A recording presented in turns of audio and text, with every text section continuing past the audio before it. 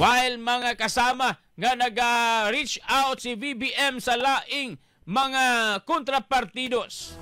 Dili pod unta mga kasama muhimo og laing baryer o kaaway ang BBM administration labaw na sa iyahang katandem sa nakalabay nga eleksyon mga kasama.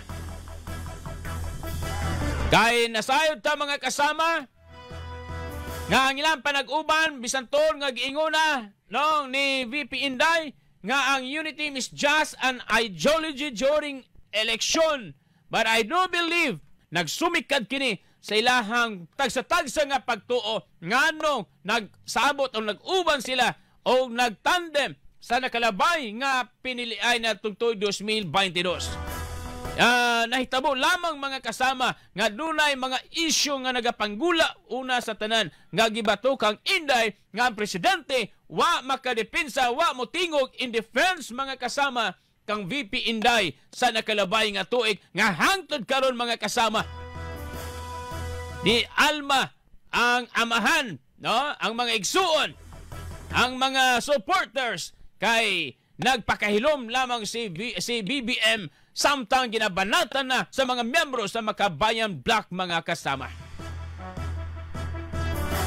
So asa nagsumikad ang problema mga kasama? Klaro dito gina kay BBM. Gawas lang kung naka-grand design gini mga kasama.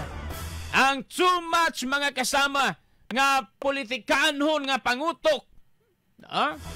Ang sobra nga pagka-tradisyonal, pagkatrapo mga kasama sa tuang Pangulo o sa mga kaalyado nga mga politiko karong panahon na maoy nagdaot sa relasyon, sa nindot nilang relasyon unta mga kasama.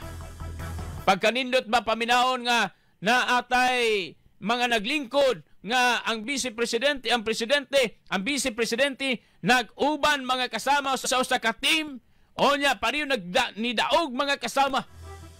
Di ba? Nindot kaayo kay makita na ito nga tuloy-tuloy na giyud siguro ning hiniusa. Unta mga kasama, samtang iyang gina-reach out ang mga kontrapartidos sama sa mga dilawan, unta wa po niya guba ang relasyon mga kasama sa iyahang katandem mga bay.